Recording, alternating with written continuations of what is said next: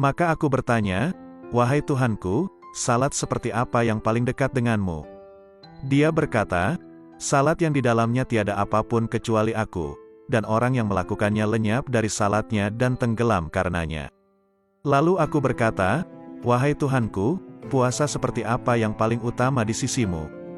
Dia berkata, "Puasa yang di dalamnya tiada apapun selain aku, dan orang yang melakukannya lenyap darinya." Lalu aku berkata, "Wahai Tuhanku, amal apa yang paling utama di sisimu?"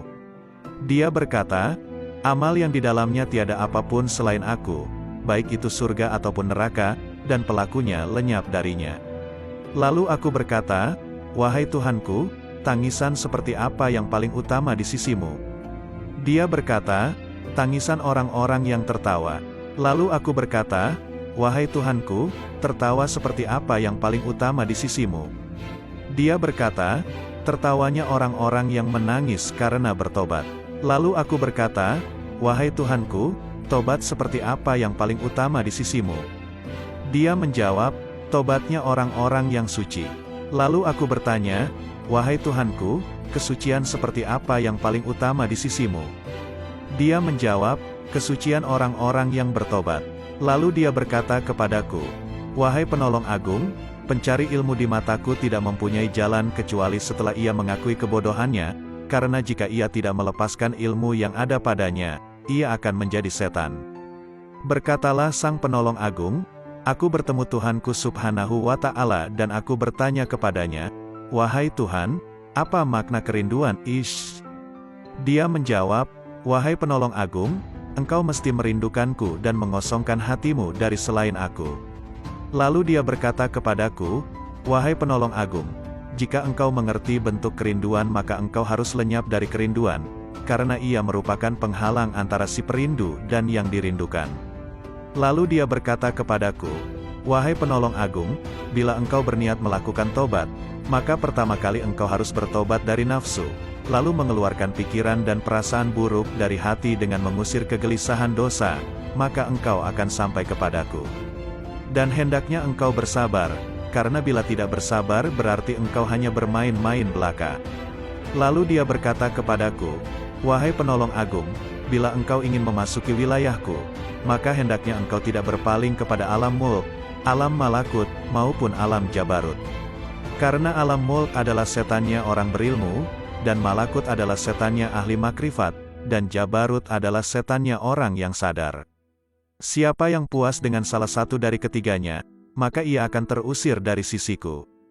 Dan dia berkata kepadaku, 'Wahai penolong agung, perjuangan spiritual adalah salah satu lautan di samudera penyaksian dan telah dipilih oleh orang-orang yang sadar.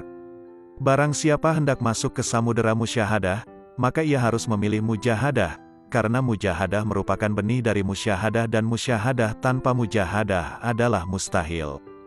Barang siapa telah memilih mujahadah, maka ia akan mengalami musyahadah, dikehendaki atau tidak dikehendaki.' Dan dia berkata kepadaku, 'Wahai penolong agung, para pencari jalan spiritual tidak dapat berjalan tanpa mujahadah, sebagaimana mereka tak dapat melakukannya tanpa aku.' Dan dia berkata kepadaku, 'Wahai penolong agung, sesungguhnya hamba yang paling kucintai adalah hamba yang mempunyai ayah dan anak tetapi hatinya kosong dari keduanya. Jika ayahnya meninggal, ia tidak sedih karenanya, dan jika anaknya pun meninggal, ia pun tidak gundah karenanya. Jika seorang hamba telah mencapai tingkat seperti ini, maka di sisiku tanpa ayah dan tanpa anak, dan tak ada bandingan baginya.' Dan dia berkata kepadaku, 'Wahai penolong agung, siapa yang tidak merasakan lenyapnya seorang ayah karena kecintaan kepadaku dan lenyapnya seorang anak karena kecintaan kepadaku, maka ia tak akan merasakan lezatnya kesendirian dan ketunggalan.' Dia juga berkata kepadaku, 'Wahai penolong agung, bila engkau ingin memandangku di setiap tempat, maka engkau harus memilih hati resah yang kosong dari selain aku.' Lalu aku bertanya, 'Tuhanku, apa ilmunya ilmu itu?' Dia menjawab, 'Ilmunya ilmu adalah ketidaktahuan akan ilmu.' Dan dia berkata kepadaku, 'Wahai penolong agung, berbahagialah seorang hamba yang hatinya condong kepada mujahadah, dan celakalah bagi hamba yang hatinya condong kepada syahwat.' Lalu aku bertanya kepada Tuhanku Subhanahu wa Ta'ala tentang Miraj. Dia berkata, Miraj adalah naik meninggalkan segala sesuatu kecuali aku, dan kesempurnaan Miraj adalah pandangan tidak berpaling dan tidak pula melampauinya. Lalu dia berkata kepadaku, wahai penolong agung, tidak ada salat bagi orang yang tidak melakukan Miraj kepadaku.